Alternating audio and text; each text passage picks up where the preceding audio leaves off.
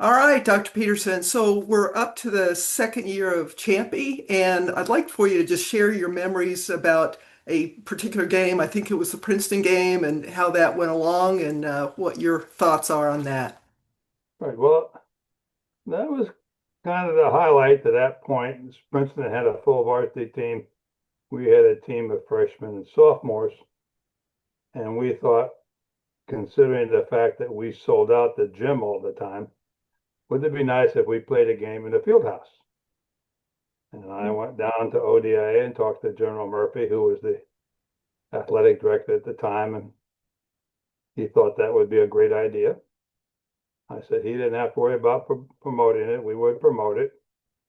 And we sent out invitations to every high school and as many parents as we could. Bring your daughter to the game, blah, blah, blah. And we had the game on a Saturday. Um, Huge crowd, sold out. I mean, we sold several thousand tickets at $4 a piece, which is not much in today's dollars for sure, but it made us happy because we wanted our women to play before a big crowd and all the kinds of excitement and self-congratulatory things that come with a big crowd. Princeton was real good. They had a real good team, and they wound up beating us by about 3 points. Now, there were a couple of negative aspects about the game that I remember vividly that probably will die with me when I die, which is fine, but I get them on the record here, so to speak. One was the men practiced before us, and the Army men's coach, Mike Krzyzewski, who became the group coach next, he didn't like the fact that the people were in there watching the men play because they were somehow going to steal the secrets of this horseshit men's team, which literally they were 8 and 9 and 20 something like that. They were a terrible team. So he kicked everybody out, which would have been okay if the game was scheduled in August. But this game was very early in January. It was very, very cold. And we went outside and we had to stand outside to include all the fans. We had to kind of explain to them why we couldn't get in until 12:30. He would not let us enter the gym because he had the secrets to the vault for 8 and 20 team that he didn't want to share with anybody. And I tried to explain to him at the time that once, first off, nobody wants the secret of an 8 and 20 team at all. And the second part was that once God invented film, then there are no more secrets. It's all on film, and coaches are incredibly talented in terms of dissecting the film and figuring out what they need to do. So that was kind of a negative thing. The game itself was fantastic. We had the West Point cheerleaders there, and most of the West Point brass came to the game, and we had a huge crowd of civilians from around the Mid Hudson Valley with their daughters, and it was just a grand day. Up until that point, it was kind of the highlight of what we had been doing. We felt very good about it. But one of the reasons we played the game is we still weren't attached to ODIA. We were attached to the Jim and Sue Peterson bank account. And in all honesty, the colonel who ran the cadet activities program, he'd given us some money too for better uniforms. But he was a great guy. I can't remember his name because it was 100 years ago, but good man, and he helped us out. But we still were struggling along for money. Well, General Ray Murphy and his kindness told me that he would split the profits with me. And my stupidity, at the time I was in my 40s, I think it was higher than my IQ. I thought that was great. Well, I was counting all this money because we had several thousand fans there times $4. And I went to see General Murphy the following Monday to see what our big bountiful share of the profits check was going to be. It was $42. I mean, we took in $8,000, $9,000, and in his largesse, he was going to give us $42. I He was a general and I was a civilian, but I proceeded to explain to him that he and I had four different definitions of the word profits. And he basically shortchanged the women, and he and I basically stopped communicating with each other after that for a while because I took it personally that he had shortchanged the women. All in all, it was a great day to advance the women's basketball program. I mean, as you know, Champy he was he was a great coach with regard to fundamentals, and we didn't win the game, but we were very close. And for a team of just freshmen and sophomores, we couldn't have asked for any more. That's my Awesome, awesome story. Thank you. And uh, explain to me the difference in roles between Murphy and Anderson. well. Anderson was a colonel at the time, the longest serving colonel, Colonel Jim Anderson. He was the longest serving colonel in the Army, and all the department heads at West Point were colonels. And the general procedure or norm was when they retired, they would advance to general. General Murphy was a general. He was a general before he came to West Point. He was a West Point grad, and he had previously been the athletic director at West Point. And West Point had fallen on somewhat hard times athletically, and the ODIA part of it. They weren't doing well, and I I'm pretty sure they got him out of retirement someplace. He was a general, and he came back. He came back to be the ODIA director for a number of years. I mean, he was the prototypical general. I mean, he was tall. He had graying temples and straight back, and I mean, he if you sat down and made a general out of clay, I'm pretty sure you'd make him into General Murphy. The problem when they made him out of clay, they should have stopped with the frame, and they filled that part of his brain that dealt with ethics with clay too. They should have done that. It was very unfair of him. I mean, I'm sure that he did what he thought was right for ODIA, but you know, ODIA hadn't done anything other than allow us to play in the gym.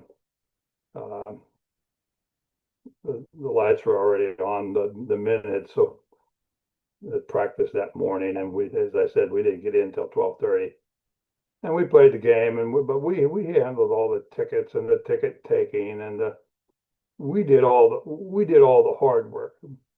The hardest thing he did was, I guess, deciding to give us $42 because he could have given us nothing. But I didn't, that was fine. They wanted us to pay a down payment on the next 10 payments on the building, and we did that. That's fine. Too funny.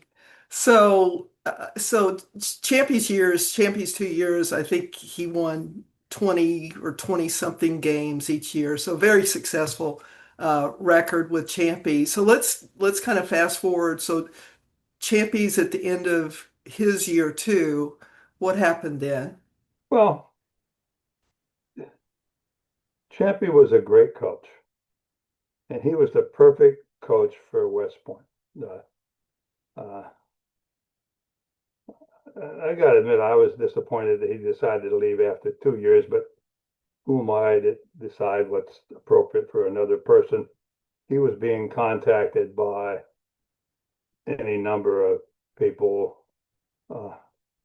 We brought in a visiting professor to West Point. I can't remember her name, but she was from Auburn. And she knew that Auburn needed a coach, and she got in his ear, and he took the job at Auburn. And I really didn't begrudge him that because, as you know, he became a Hall of Fame coach. And I mean, I had never dealt with Hall of Fame coaches per se before, but he's kind of struck me as the top of the mark in terms of being a coach.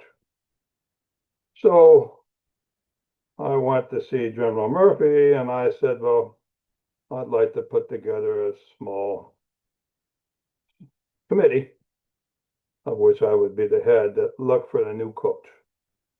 And, I had found Champy and I had found Van Fossen, the first two coaches. So I, I was confident in what I thought would be an appropriate person at West Point. And I put out feelers and I contacted head coaches at a number of programs. The only one I can remember is Duke, but I contacted a number of coaches cold turkey and asked them what I should think about, the traits I should be looking for that I wasn't aware of already. And I had a couple of recommendations for the head coach at Notre Dame, and she was quite successful at Notre Dame. And she and I had several conversations. She subsequently she left Notre Dame, went to USC or UCLA, or went someplace and became a Hall of Fame coach also. But I talked to her, and she was quite enamored with the idea of possibly coming and coaching West Point. She was the East Coast woman, and she wanted to get back to the East Coast, and she understood the historical significance of Army having a good team, or Army having a competitive team. And without me meeting her per se, and I agreed to fly her back to West Point, without me meeting her per se, she had said, I'm very interested. Let's kind of close the deal. Let me come talk to the people I got to talk to, which would have been the staff, Isperks, and those guys, and the athletic director, Murphy, because he's going to be their boss. So I went down and I made an appointment, went to see General Murphy, and he told me that he thanked me, and he was gracious about it. He thanked me, but he told me that they had already found somebody. Frankly, I didn't even know they were looking. I thought our committee was in charge of it, and we were looking. So when I asked him who it was, he told me it was a young woman from the University of Buffalo named Liz Cousins, who basically had been fired from her current job. And she had been fired because, and I can't remember the specifics, but it was like 4 and 26 or something. I mean, they were awful. She had been fired and he had hired her. Well, my first reaction being a skeptical about Murphy, given my last contact with him. And this is basically the first time I had been in contact with him per se. I had dealt with his minions, the ODI publicity information officer, and those people, and the facilities officers, but I hadn't dealt with them. So this is my renewal of my General Murphy relationship, so to speak. But I was respectful because I should have been, and I was. And well, I didn't like it, but there wasn't anything I could do about it because he had hired her without even talking to us about it. So I decided I was going to, Champy left for Auburn, and she showed up in the middle of the summer, which is the start of the new academic year at West Point. She showed up in July or whatever. And we were not compatible per se. She had no exposure to the military mindset or the military way of life, and she wasn't open to receiving any guidance or advice or input whatsoever. I mean, a perfect example, which that literally pissed me off every day I saw it. She would park her car on the apron, not in a parking place on the road, but on the apron right outside the gym every day. Probably would have forgiven her if she had a Mercedes or something, but she had a crap ass car. I can't even remember what it was, but it was beat up, and it wasn't. I mean, and I went to her and I told her, I said, that's not going to win you any friends because they expect people don't park there. That's not a parking place. They expect you to park on the road. She basically told me to put it where the sun don't shine, and she didn't care.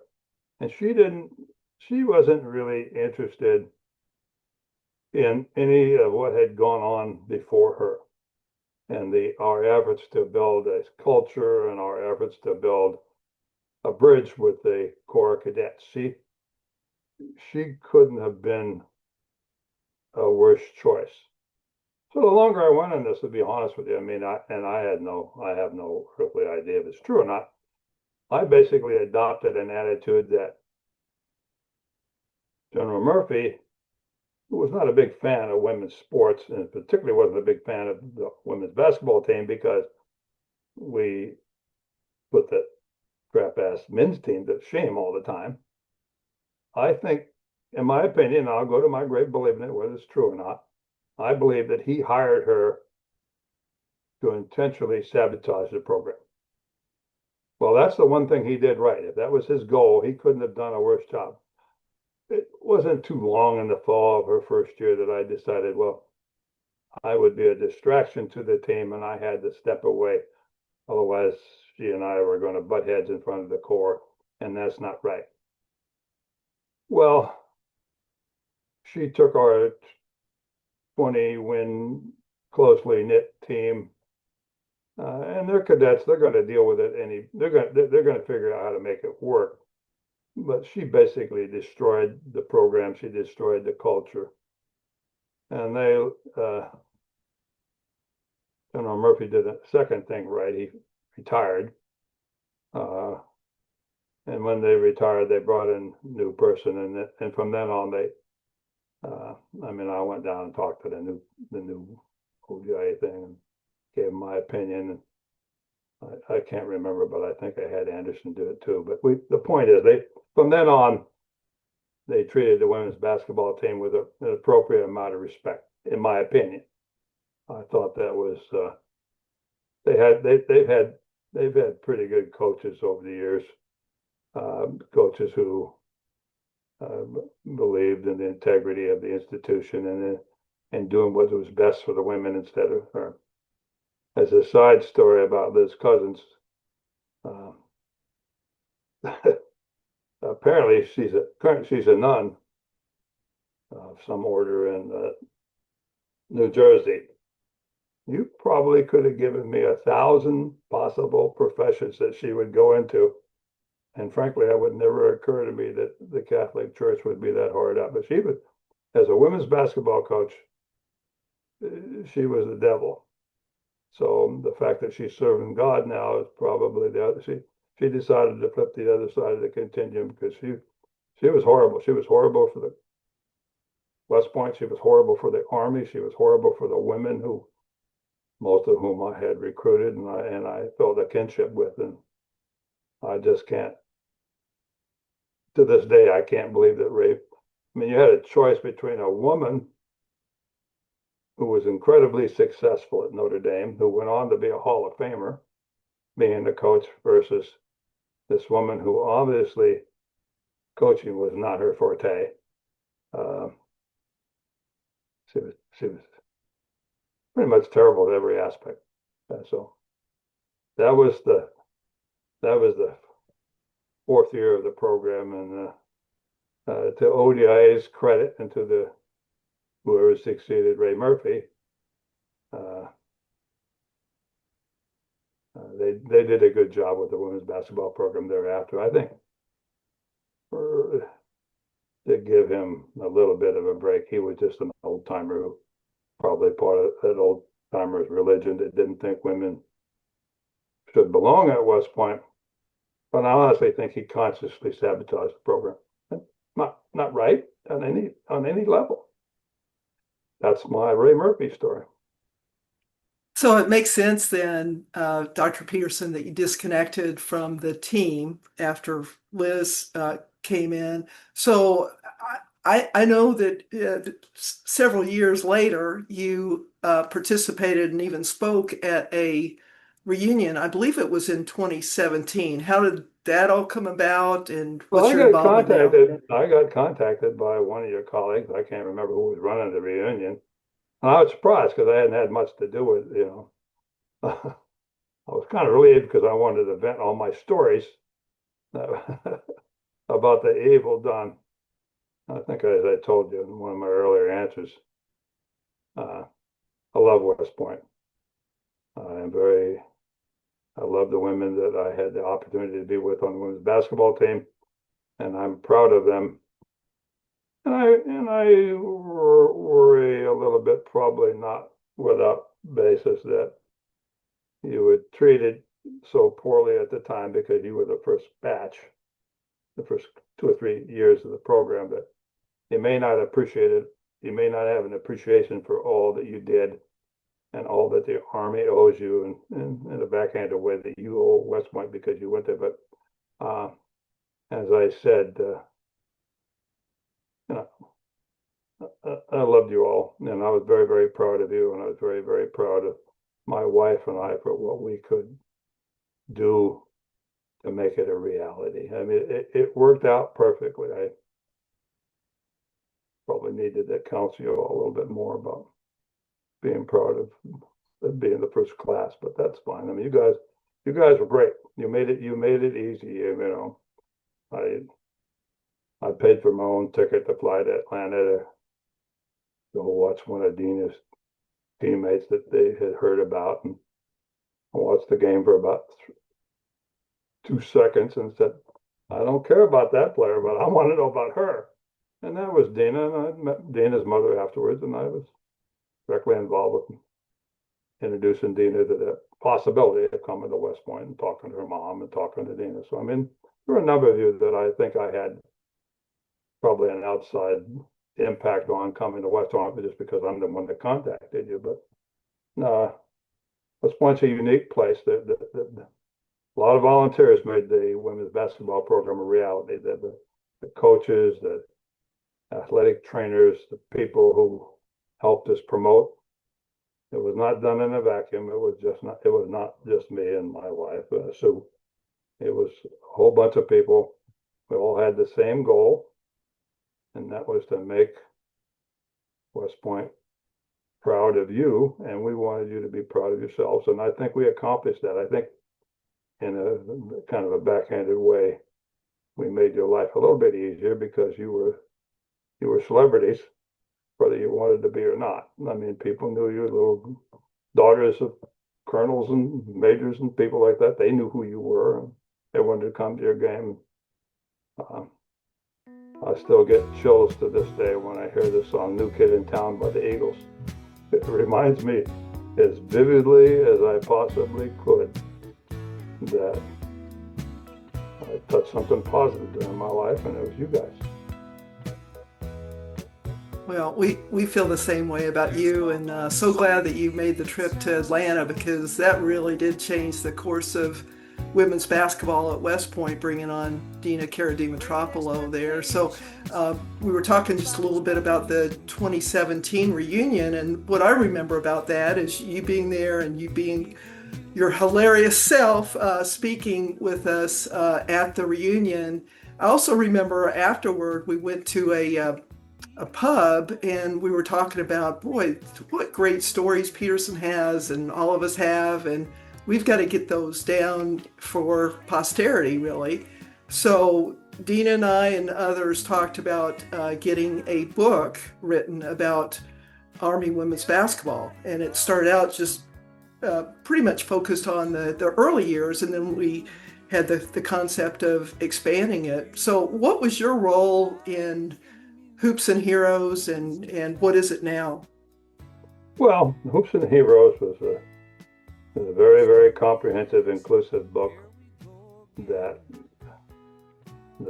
details the origins of the women's basketball program and takes it up to date. And as I understand it, the next edition will bring it totally up to date. And I contacted my peeps, so to speak, at Coach's Choice and said, I want them to do a new book.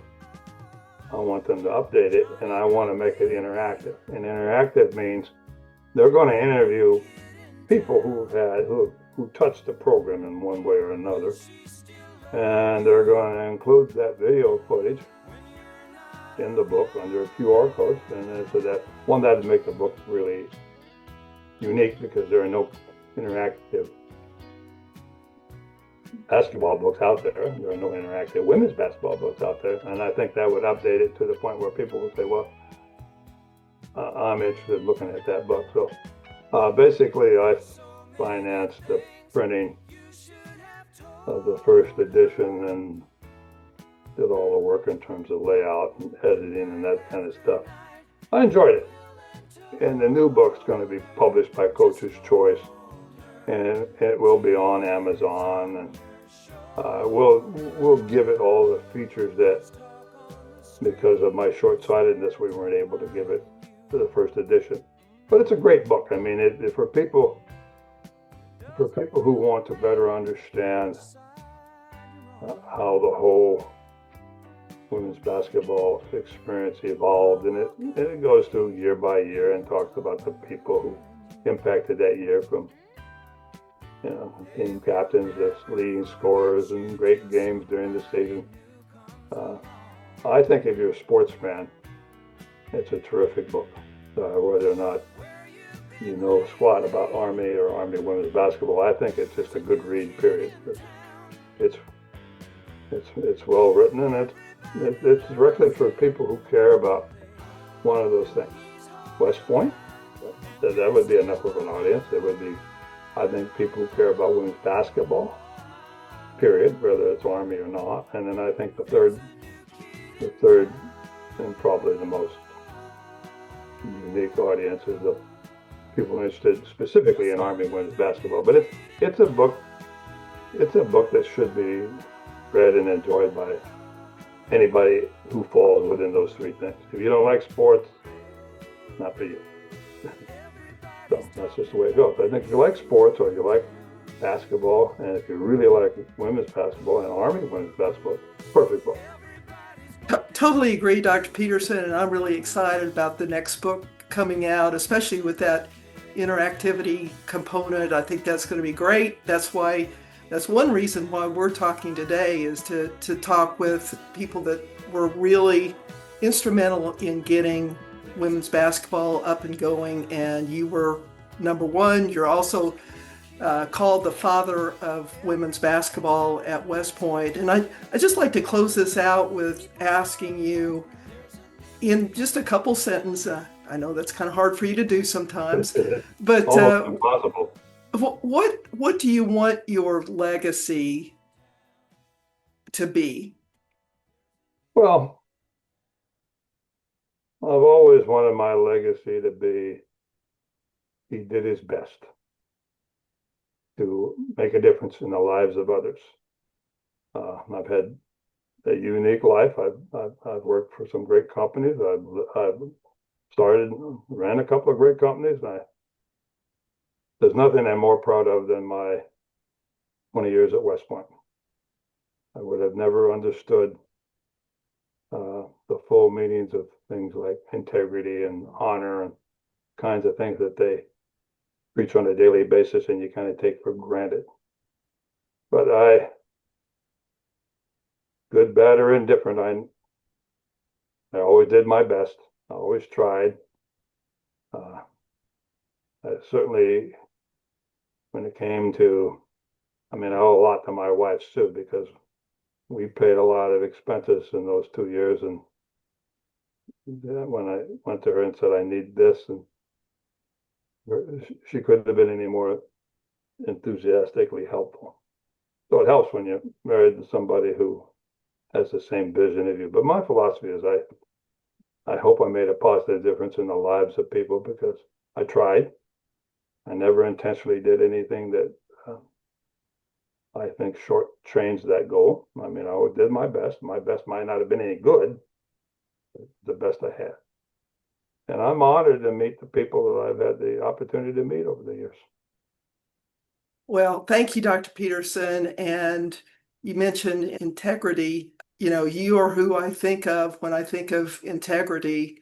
And we really appreciate all that you did for the program, you and your wife, Sue, and have nothing but love and respect for you. Thank you. Thank you.